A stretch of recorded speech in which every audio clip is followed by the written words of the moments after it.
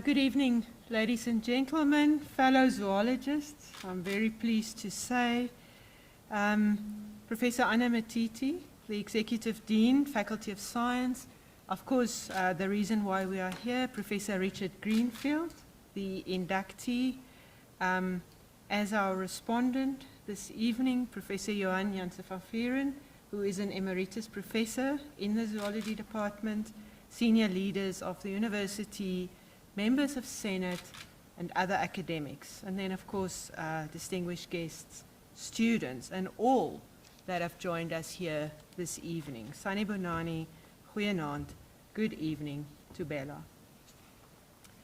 It is indeed a great honor and a special privilege for me to welcome you to the Professorial Inaugural Lecture of Professor Richard Greenfield. As I do so, I wish to warmly welcome his loved ones, his mother, who is out here. Welcome, ma'am. Special guests and colleagues. This is indeed a proud and a joyful moment, I think, for all of us. Richard, I've known you for some years, since I've joined the university in 2011. But I think we must also remember that this is a landmark moment for all of us, for you, Professor Greenfield, for the higher education in South Africa, and in fact beyond, because I know that many of your collaborators will also watching this event being live streamed. The inauguration of professors is a public ceremony in which newly appointed professors are inducted into the office by the Vice-Chancellor or the stand-in Vice-Chancellor, as I am this evening, to deliver their inaugural address. This ceremony has its roots in the medieval university and serves multiple purposes. First, it is an expression of welcome and an entry for new professors joining the circle of colleagues who are already professors. Secondly, it also provides a platform for professors to display their expertise in the discipline and to showcase their research. And I'm especially looking forward to listening to you, Richard. In the colonial tradition subscribed to by many of the universities, assuming the role of professor refers to the gown and the cap. And once we've listened to your address this evening, Richard, the gown, which really actually denotes the professorship, and which you can see here, will be formally assumed. Today, we also gather to witness Professor Greenfield's entry into this illustrious community of scholars at our university. It celebrates his contributions to the discipline of zoology and his impact on society. And I know, Richard, that you've had a huge impact through your work to society. Professors provide a university with identity, with character, with academic legitimacy, and I think most importantly, with its integrity. And this is a massive role that is actually bestowed, or a responsibility that is bestowed to professors. The inaugural lecture is a rite of passage, following the confirmation of the appointment of a professor, or as a person, as a professor. We will listen to Professor Richard Greenfield this evening as the gown goes to town. What do I mean by this? It is basically that the inaugural lecture is, it showcases the expertise within the academic environment, but that it is also broadcast beyond the confines of just academia, where anybody in society can actually listen to the work that we do here. It stands out as a moment of pride for the incumbent, the family, fellow scholars, the university, and society. In the past, several philosophers and scholars have defined universities using fairly narrow conceptualizations. For example, for a search for the truth, for universal knowledge, and even instruments serving the purpose of the economy. Through our work and our research at the University of Johannesburg, I hope that we can break out of these fairly narrow conceptualizations around what a university is and reflect on our university that contribute to the public good, working towards societal impact. And therefore, it's especially pleasing that, Richard, your work actually does this very, very well. What then is the role of the intellectual? And that, of course, is a question that we all need to think about. Edward Said, in one of his articles, defined the role of the intellectual as follows: one who commands a vast knowledge of a specific discipline. Richard, that's you. One who is rigorous in the analysis of the literature. Richard, that's you. One who views being an intellectual as a vocation. Richard, that's definitely you. And who functions as a kind of a public memory to recall what is forgotten or ignored, to make the connections that are otherwise hidden, and to provide alternatives for mistaken policies. It remains then for us as a university with a Pan-African vision to derive our mandate as intellectuals and as professors. And importantly, how we embrace the role of a professor as a disruptor, which I think is quite important, while continuing to be flagship carriers for our discipline. It's a balance that one needs to find, but I know that you've got that balance. Ladies and gentlemen, this evening we will listen to Professor Richard Greenfield as only one further step in the journey of being a professor. The journey does not conclude once this lecture has been given, and neither did the journey start just with this lecture.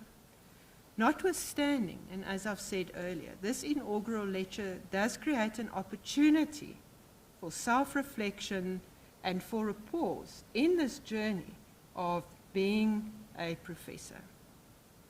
With that, I invite the Executive Dean, Prof. Anna, to introduce Professor Richard Greenfield.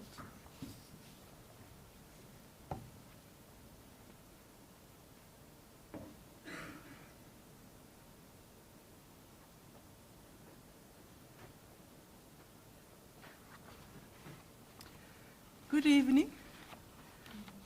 Vice-Chancellor Functionary, Professor Van Vieren, please allow me to observe protocol.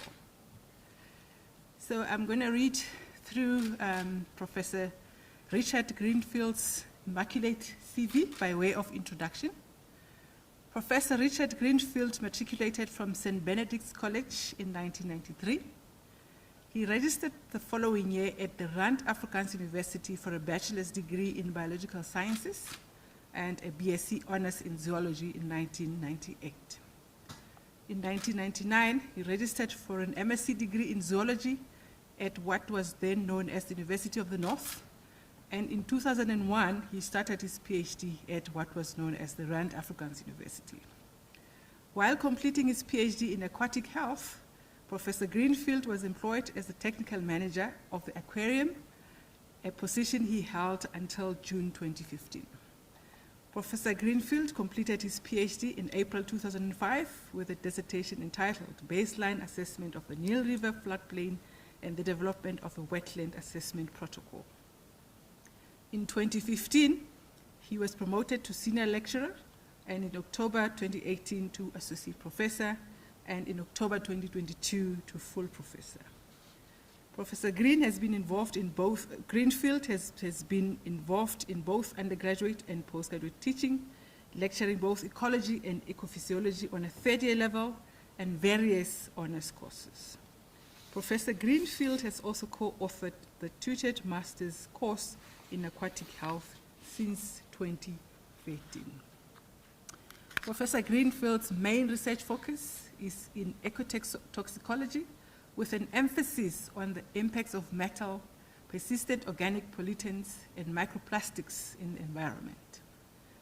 He has also recently conducted research into the physiological effects of climate change on invertebrate species along the South African coastline.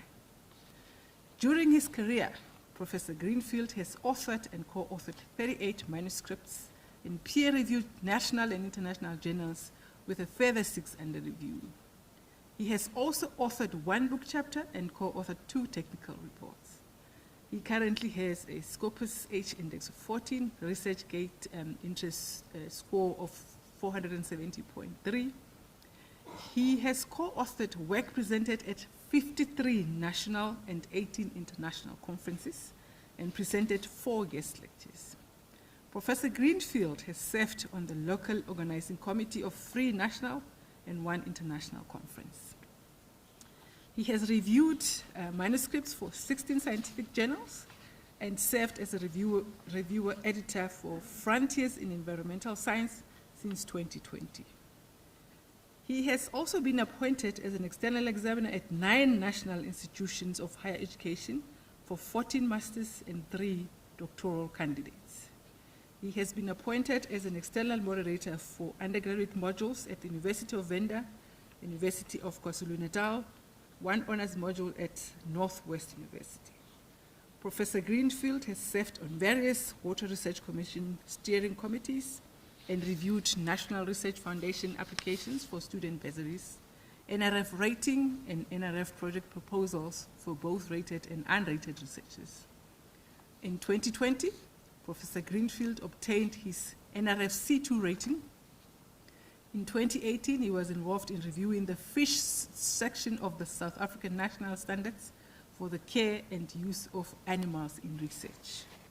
Professor Greenfield has been actively involved in postgraduate student training and has supervised 28 masters and 3 PhD students to completion. He has further co-supervised 5 masters, 1 MTech, and 1 PhD student. Professor Greenfield is currently supervising 3 PhD candidates, 1 master's, and co-supervised 1 PhD student. He has been a member of the Faculty of Science Ethics Committee for the last 7 years, and he is also current member of the Faculty Health and Safety Committee. Professor Greenfield has been the deputy head of the Department of Zoology since 2016. Professor Greenfield collaborates internationally with colleagues at the Swire Institute of Marine Science at the University of Hong Kong. This collaboration has continued since 2013 with a student field course exchange program. To date, over 150 students from the University of Hong Kong and the University of Johannesburg have attended the respective field courses. He has also been involved in 2 Africa by Bus tours, taking 160 students to Inhaka Islands in Mozambique, and conducted research visits and attended courses in Kenya, Belgium, Japan, and Sweden. He has been a member of the Society of Environmental Toxicology and Chemistry since 2008. Professor Greenfield has also been a member of the South African Society of Aquatic Scientists since 2001.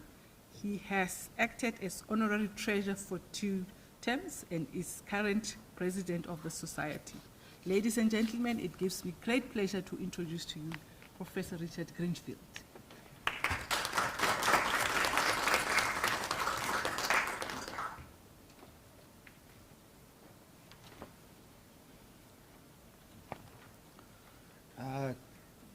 Good evening, Vice Chancellor, Prof. Bettine van Rensburg, Executive Dean, Prof. Johan van Vuren, colleagues, family, and friends. It's a great honor for me tonight to stand here and present my inaugural address. But it's also an honor for me to have you here to see this address. When preparing this presentation, I took some time to think about how I got here and how my career has progressed. I thought that I'd begin by giving a little background on where I started and how I ended up here. So I started my career, as mentioned earlier, at the Rand Afrikaans University when I took a position as the aquarium technician at that point and later aquarium manager in 2014 while completing my PhD. And while doing this role, or while in this position, I got the opportunity,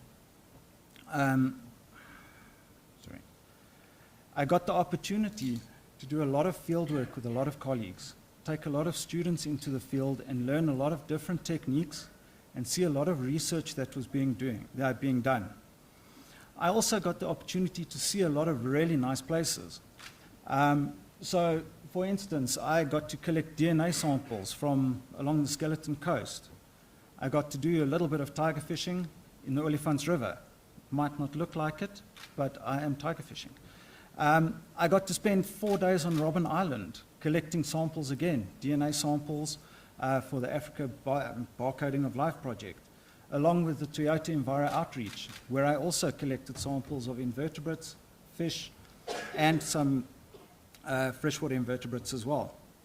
Along with Nico Smith, he took me to Botswana, and I managed to do a lot of tiger fishing in Botswana, looking at angling stress on tigerfish.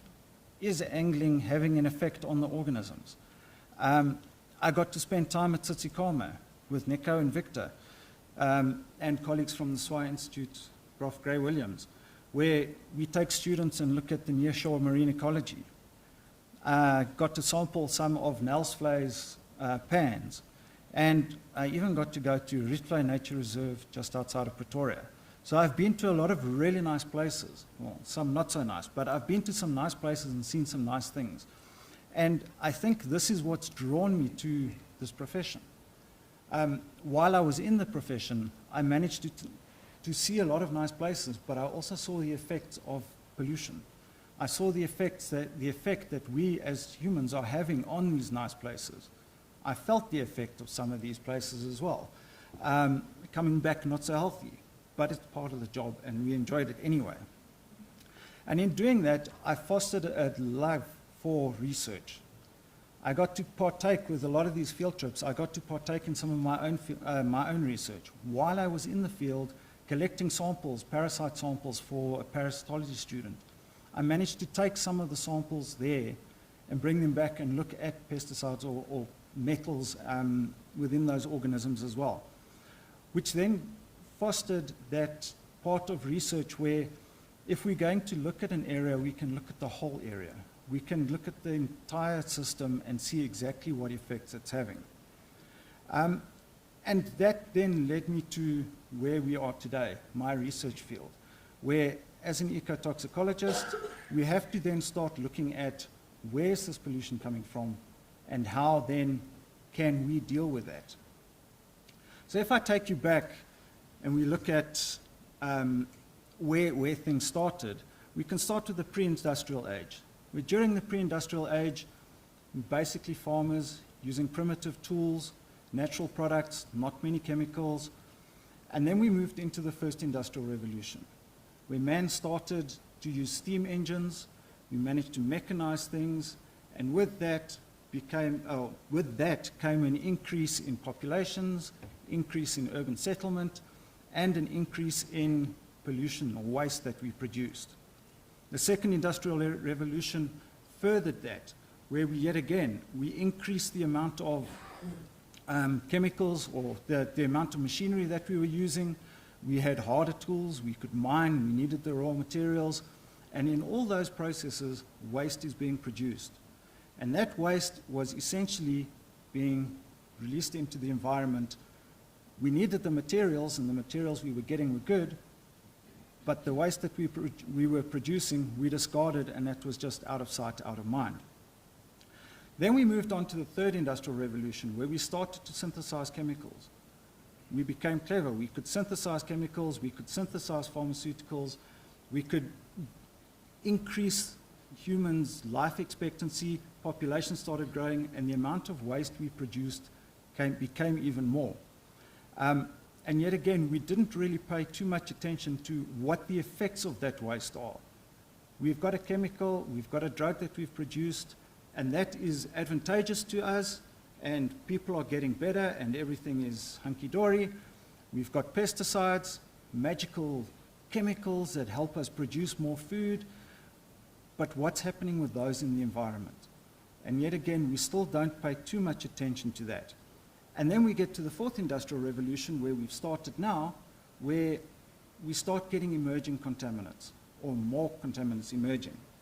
So during the fourth industrial revolution, we start to move towards using AI, and for all of that, we need to have increased or improved technology.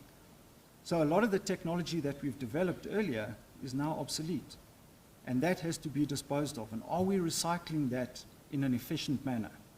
And generally, the answer to that is no. So those chemicals are then landing up in the environment, and we have to now try and find out what's going on with those chemicals. Now, if we look at the emerging contaminants that are being created, there's approximately 140,000 chemicals commonly used, with 200 to 1,000 new chemicals being added every year. These are all xenobiotic, so they're man-made chemicals, and we don't know what the effects on the environment are.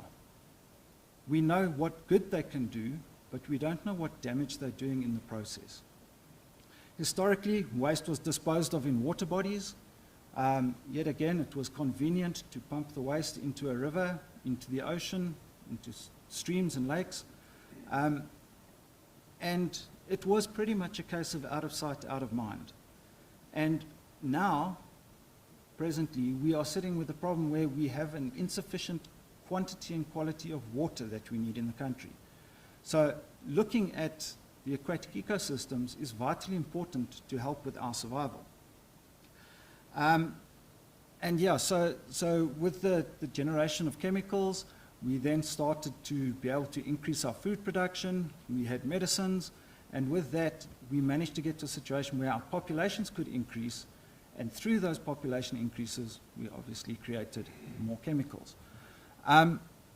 So this has been sort of the evolution of pollution through the ages, where we've started with a system that essentially we could manage with, and we've just discarded chemicals, metals, organic waste into the environment without really worrying about what's happening to it and what effects it's having on the environment as well as to human health.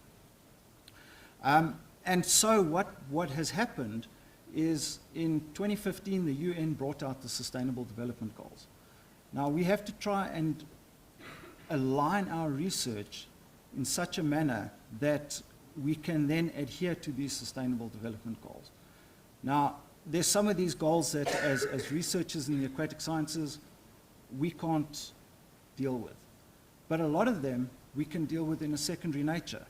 So for us, or for me essentially, the one Sustainable Development Goal that I deal with, or my research falls under, is life below water. But if we think about it, life below water is one goal. But no poverty can be another one, because we have sustainable fishing, or we could have sustainable fishing, and if we destroy our water resources, what are people eating? So if they don't get any food to eat, we've then got no poverty, or we can deal with no poverty. We can deal with the goals that deal with nutrition, lack of hunger. So essentially, looking at this, we might think that the research only covers one of these Sustainable Development Goals, but it actually covers 12 of the 17. And in that case, we can then make an impact on society with what we do. Now, early on in my career, I published a couple of papers with Professor Wepner, Prof and Fearon, some students, and we looked at metal concentrations in water bodies. Sometimes we looked at metal concentrations in fish. I even published a paper looking at metal concentrations in Mopani worms in the Kruger National Park while collecting for one of Professor van der Bank's projects. And all of those projects were monitoring projects. And with those monitoring projects, the research or the data that came out gave us concentrations that were in the environment. But it didn't answer the so what question. We know what concentrations are there, but what effect are those concentrations having on the organisms in the environment?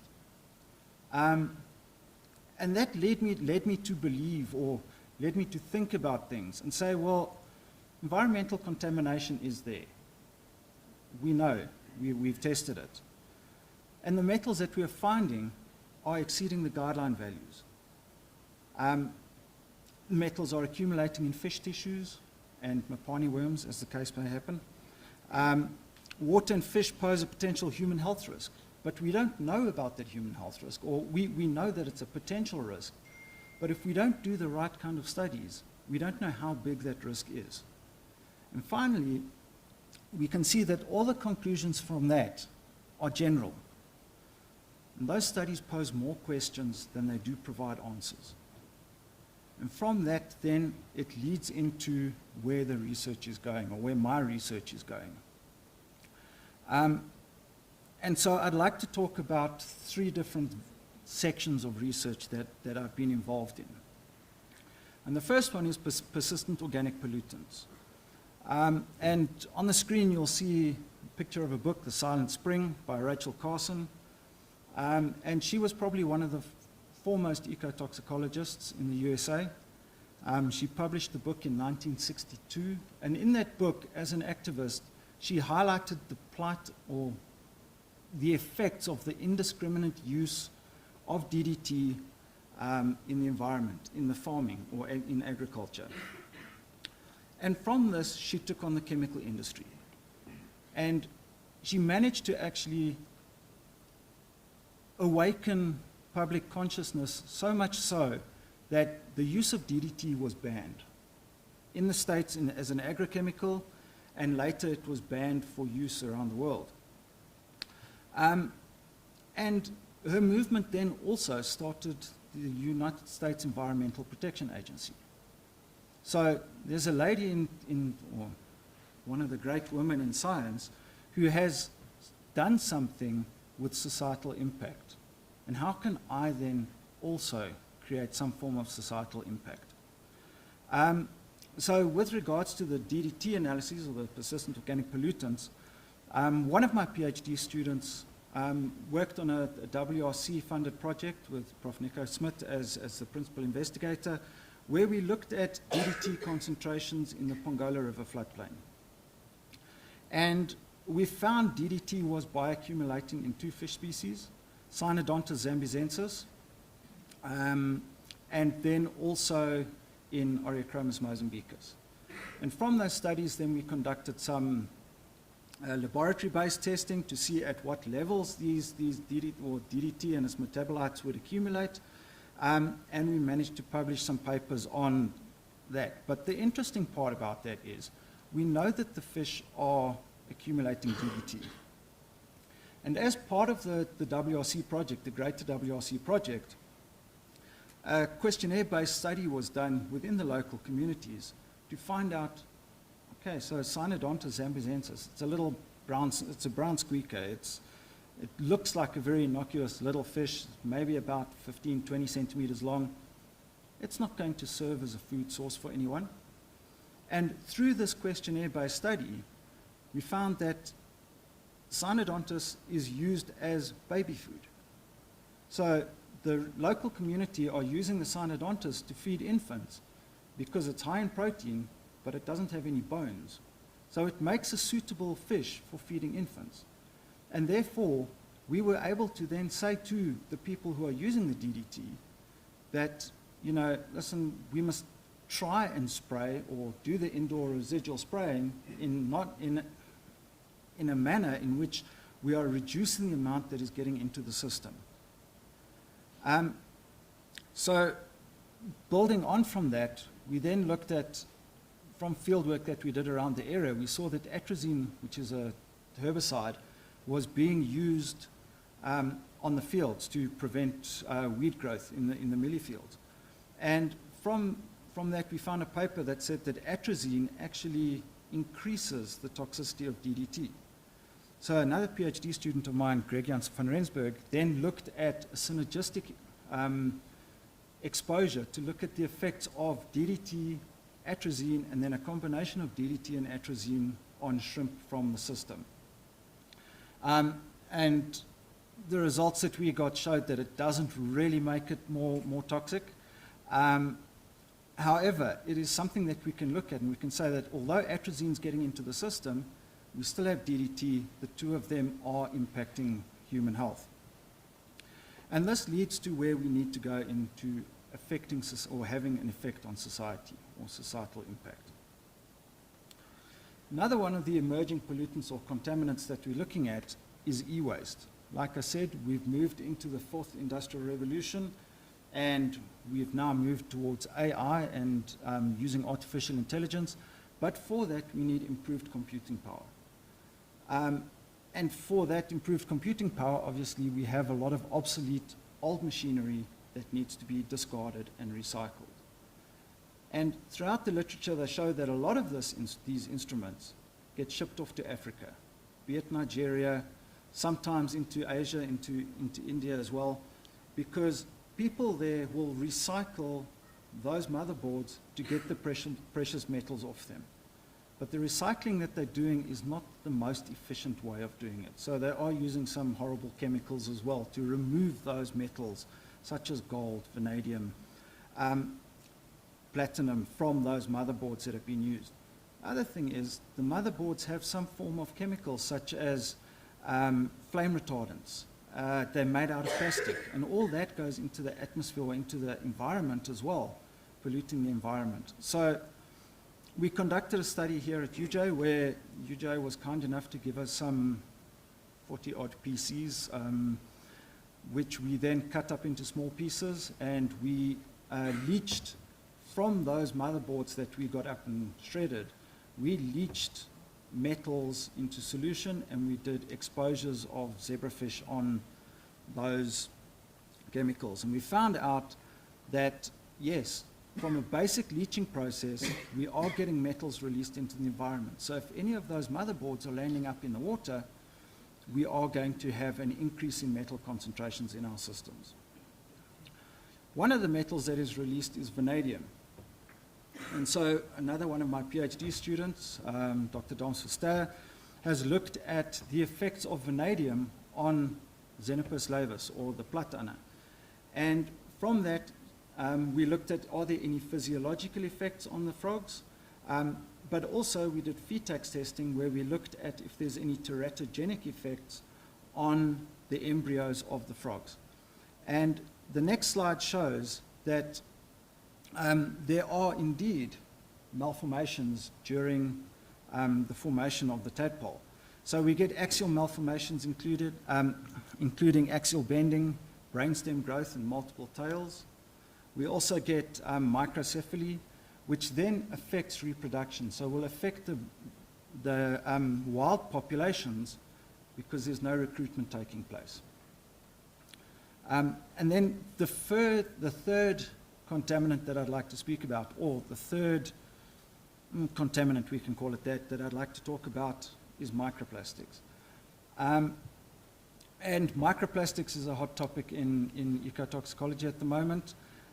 They were discovered in the 70s in New Zealand, where a scientist by the name of Gregory found nurdles, or small microplastic particles, on the beach. They were later termed microplastics, and the particles have a size range between 5 millimeters and 0.5 millimeters. And they come from two sources, so they can either be primary or secondary. Primary microplastics being the raw materials used to make your Tupperware, but also materials that have been put in cosmetics, such as beads in face scrubs, plastic particles that have been put in eyeshadows and lipsticks to provide color. And then secondary microplastics, which come from the breakdown of plastic products that we use. Now, we use these plastic products in everyday life because they're convenient. But we don't necessarily worry about where they go to. And most of the research has been concentrated on the marine environment. So in 2016, Bleckler published a paper where he actually showed that 87% of the research done on microplastics comes from marine environments. And therefore, we need to put concerted effort in to finding out what's happening in our freshwater ecosystems, because fresh water is the thing we're going to struggle for in the future. And to give you an indication of the effects of plastics in the environment, these are just 5 pictures from Inyaka. I was there a week ago with students on the Africa by Bus excursion, and we can clearly see that on the northern side of the island, exposed to the Indian Ocean, we have a mass of fishing nets and rubbish washing up on the beaches. Now with the students, we tried to do a bit of community service, so we did a bit of a beach cleanup, and the 12 bags of rubbish that we collected in 10 minutes was a drop in the ocean. It didn't really have any effect. But it's still something that we need to look at and something that we have to try and rectify. So from the microplastic work, we found that there's no standardized method for sampling microplastics. Some people are using trawl nets for water. Some people are using 20 liters of water. Some people are using 100 liters of water. There's no standardized method for assessing microplastics in the environment. The other thing is there's no standardized reporting unit. A lot of people report plastics as particles. But if you think there's a fine fiber, small fiber, as soon as it touches something or there's fast-flowing water, your one fiber turns into 2 or 3 or 4 because it breaks into pieces. So if we're reporting it as particles, we cannot compare what's happening in different systems because particles, is so variable. Obviously, I said there's various field sampling techniques which prevent us from comparing results across different studies. And then most microplastic studies report on number of particles, but they don't characterize what plastics there are. So there's various types of plastic, and if we don't characterize what those plastics are, we don't have an idea of is it PVC or polyethylene or high-density polyethylene, low-density polyethylene. So if we don't know what those are, we don't know what chemicals can potentially absorb to those plastic particles. So like I mentioned, the fate of microplastics, the surface of the plastics will absorb toxins from the environment. These could be metals, they could be pesticides. And these contaminants can then be orders of magnitude higher than what's biologically available in the environment. And from there, then, if organisms are eating these plastic particles, they can then take up, and the toxins that are on the microplastics, which might not necessarily be toxic to the animal itself, are then biomagnified through the food chain. And this just gives you an indication of the kind of studies that are taking place and where, as an African continent, we're lagging behind. So if we look at the effects or the metals attached to plastics in the environment, we can see that in Africa no work has been done. Hasn't been any work done on metals bound to plastic particles in the environment. If we look at organic pollutants, we can see that there's a couple of papers out there, but less than 5, maybe 6 on the entire African continent, or at least sub-Saharan Africa. So there's vast scope for research in this area to find out what effect plastics are actually having on our aquatic ecosystems. Research has, however, been done to see what chemicals will bind to which type of plastic.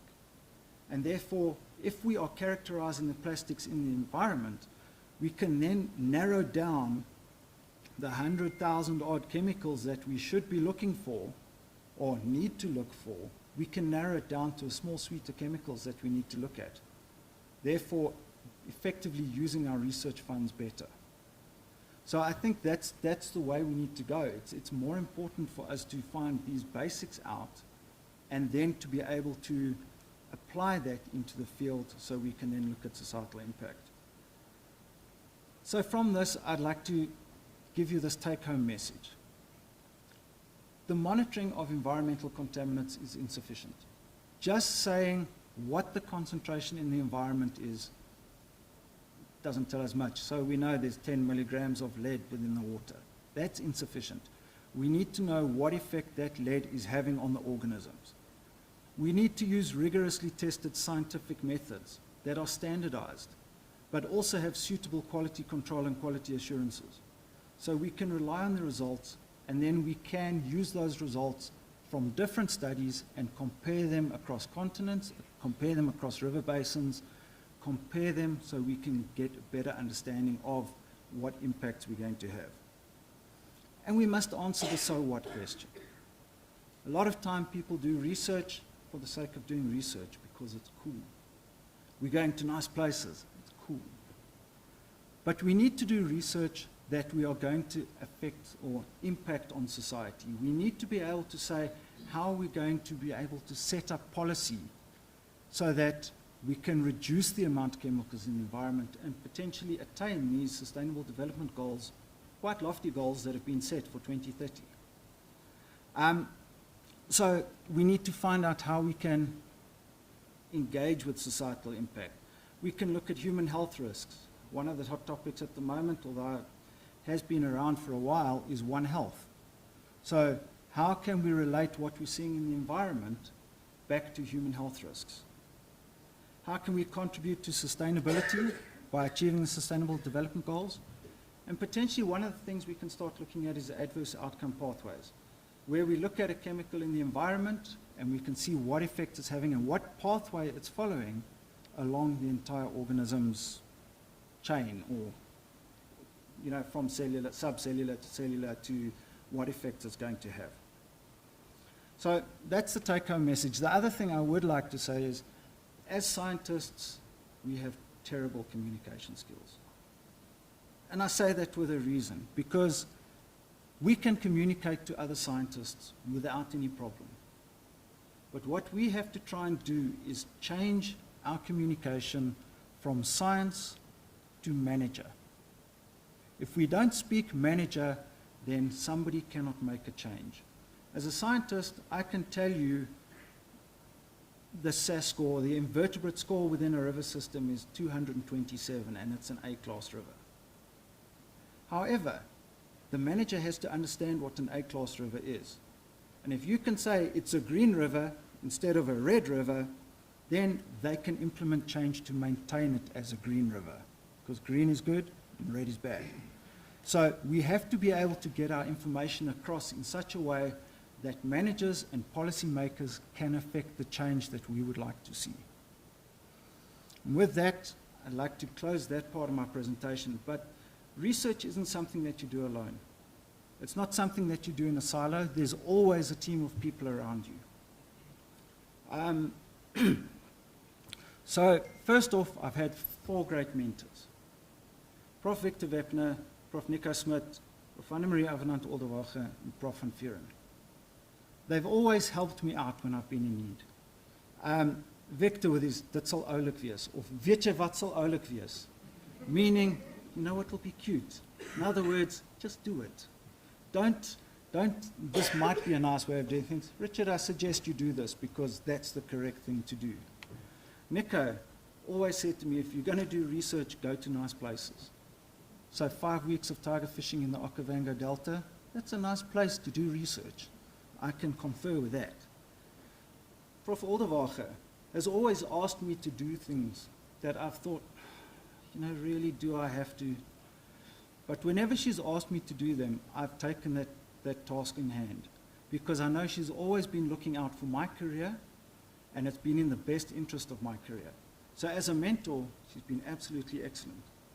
And then Prof. van Vuren, my PhD supervisor, who provided me with every opportunity that I needed, and then gave me the freedom to run with it. Although I think he looked over my shoulder a little bit to make sure that I wasn't messing up too bad. He'll deny it, but I'm sure that's what happened. And then, as a researcher, you can't get by without colleagues in the department.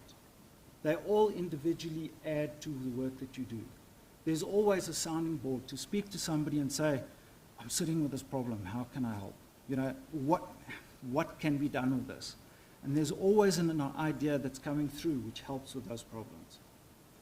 Postgraduate students, without you, research doesn't get done. So thank you for your enthusiasm.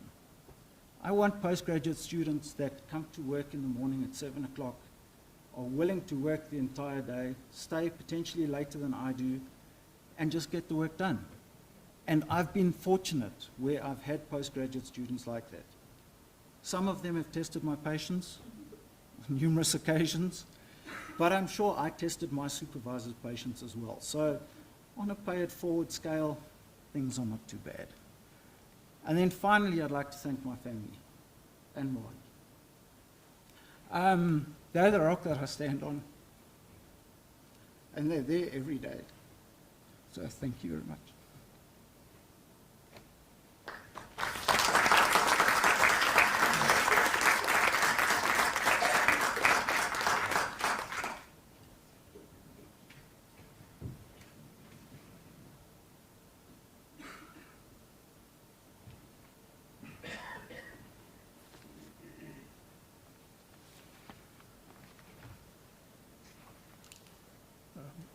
Good evening, VC functionary, Professor Bettine, Dean of the Faculty of Science, Professor Anna, Professor Greenfield or Richard.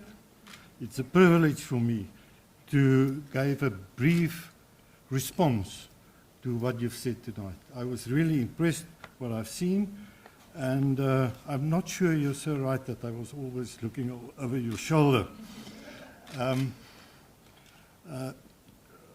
Professor Greenfield, you reminded us, or Richard, you reminded us clearly that the past industrial revolutions, namely 1, 2, and 3, resulted in the improvement of the quality of life and increase in crop yields in agriculture. The need for minerals and the development of new chemicals, example pesticides and detergents, pharmaceuticals, and plastics, to achieve these changes caused the production of waste products. And we are dealing with it, and we have to deal with it, and we see pollution all over the world nowadays. These products had and are still having a serious impact on the environmental quality and specifically aquatic ecosystems, as you rightly pointed out. The inadequate disposal of these waste products lead to the contamination of effluent from mining, agricultural, industrial, and human settlement activities, as well as the burning of fossil fuels. As postgraduate candidate and technical manager, Professor Greenfield utilized during field sampling trips the opportunity to obtain the knowledge, skills, and expertise to plan and do research projects in aquatic ecotoxicology. This experience was the foundation for his current research program in ecotoxicology.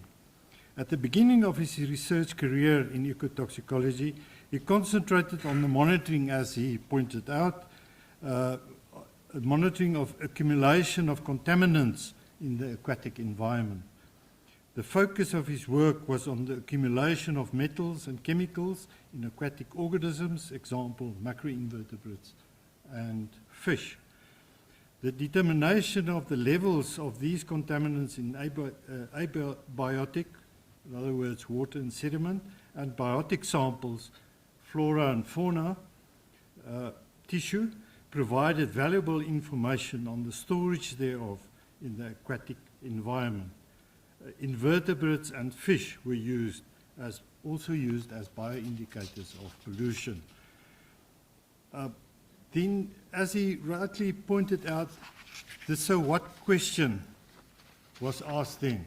What, if it's accumulated, if it's present, even in the organisms in the aquatic environment, why do we do monitoring?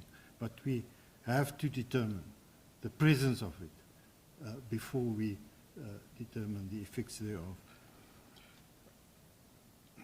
The experience that he obtained through the monitoring work made it possible to author a chapter in wetland monitoring, on wetland monitoring in a book titled Fundamentals of Tropic Freshwater Wetlands, From Ecology to Conservation Management by Dalu and Wasserman. In view of the above mentioned, Professor Greenfield changed direction in his research and currently focuses with national and international collaborators on projects employing techniques to assess the effects of metals and chemical contaminants on the physiological functioning and therefore health of exposed organisms in the aquatic environment. The fourth industrial revolution created a challenge in managing the disposal of a new generation of contaminants from new improved technology effectively. This has to be done to prevent the detrimental effects of pollution. More information on the effects of these substances on organisms are needed for the development of waste management plans. The indiscriminate use of chemicals have effects on humans and wildlife that has to be prevented. And the emphasis on the pollution potential of emerging chemicals of concern is proof of Richard's insight in the threat posed by these contaminants to the health of the aquatic systems. The consequences of the incorrect use of persistent organic pollutants to aquatic health became an important part of his research, therefore important part of his research program. He established himself in this field with projects on the biological effects of pollutants on the health of aquatic organisms, the effects of DDT that is still used in malaria vector control programs through indoor residual spraying or IRS on the physiology of the biota is of great concern. Findings by him and co-workers already published demonstrate that accumulated DDT causes physiological stress in exposed fish. Fish are utilized as a protein source by local communities from a river, stream, or impoundment, and this custom could lead to serious physiological effects in the consumers. Results from work done on the effects of vanadium on embryo development in frogs demonstrate how important it is that correct procedures are followed for the recycling of e-waste to curtail metal contamination. Physiological functioning of fish is negatively affected by vanadium. Planned future work on the effects of metals from e-waste on aquatic organisms will be of great value in the assessment of the toxicity thereof. The interest to do more work on the nature of microplastics in freshwater in Africa shows the realization of the potential effect of plastic waste on aquatic health. The conclusion from a study that contaminants can absorb on particle surfaces, be transported and later released is important in the planning of future projects. Findings from projects in this field are limited, and Professor Greenfield identified the need for more work on the phenomenon already observed that different chemicals absorb to different polymers. The impact factors of the scientific journals where articles on the results of the completed projects were published since 2020 range between 2.9 and 5.7. This as an indication of the value and the quality of the work that he's doing currently. Professor Greenfield referred to the importance of the mentoring of scientists. The number of postgraduate candidates who finished their studies under his supervision confirms that he firmly believes in the transfer of knowledge and skills. He is willing and able to do the same. Best wishes for your research, the rest of your academic career, and hopefully you will solve all these so whats. Thank you very much.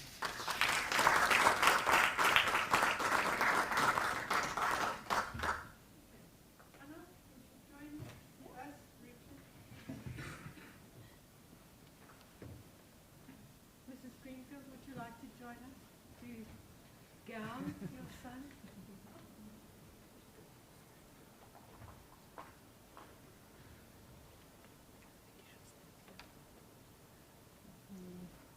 Let me give you the hat.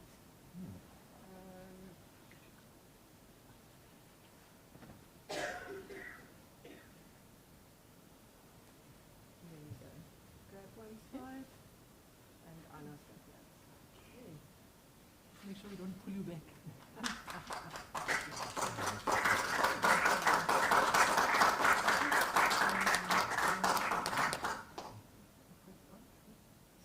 We're debating which side the tassel should be. Looking for help to the audience. To the left.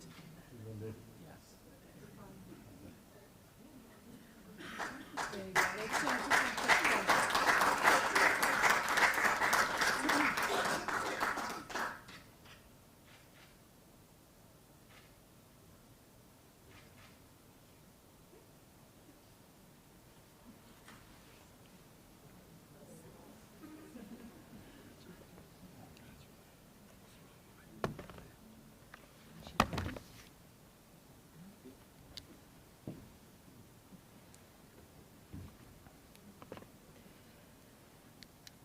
what I take from that is essentially that it is now, we owe it to our children to act now. There is no tomorrow if we don't do something today. Richard, I've known you, like I've said earlier, for some years, since 2011. I've had the privilege to do some field work with you in Titicama. I certainly agree, if you do field work, do it in nice places. Richard, you are a man of many talents.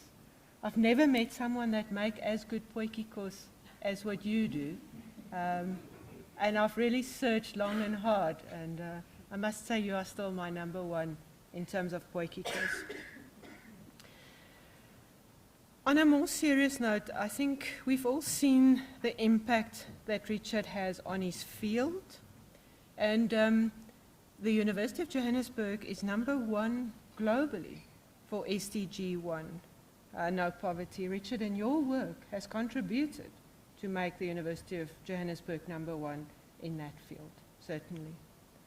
So we've seen the impact that Richard has had on his field, but I think more importantly, we've also seen the impact that Richard has had on his students, both undergrad and postgrad. And again, I've had the privilege and the honor to lecture with you and to be involved in courses with you, and I've seen that impact firsthand, and I think that is absolutely important. The other thing that I want to make a comment about is, there's various ways, or there's many discussions around how does one become a professor. And, the traditional way is always through the academic leg of, academia, through the academic side. And that's not always the case. Richard, you've come through the support side, and you've transitioned into the academic side, and with that, I'm also familiar. I also started as a technician or a technical officer at the University of Stellenbosch, and I think that's quite important, that we can show our students that there's many ways. I almost said to skin a cat, but as I'm talking to zoologists, I probably shouldn't say that. There are many ways to become a professor, and I think that what that shows to students is that it's very possible to break through this ceiling, or the glass ceiling, whether that's a perceived ceiling, whether that's a real ceiling. You've broken through that ceiling. And for that, I think the example there that you've said to your students is actually, it is incredible. Richard, you are a role model. You are a role model to fellow academics. You are a role model of what it means to stand in academia and to be a professor with compassion. And for that, UJ salutes you, but I salute you. And I thank you for the work that you are doing, and I know that you will continue to do. Thank you very much.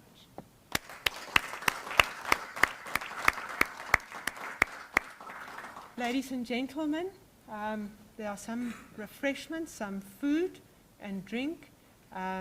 Remember, these are from our STH, our School of Hospitality and Tourism, and a lot of the food are actually prepared by our students from STH. So please join Richard next door for some refreshments. I know one must never look, a given meal in the mouth. So please, let's go next door.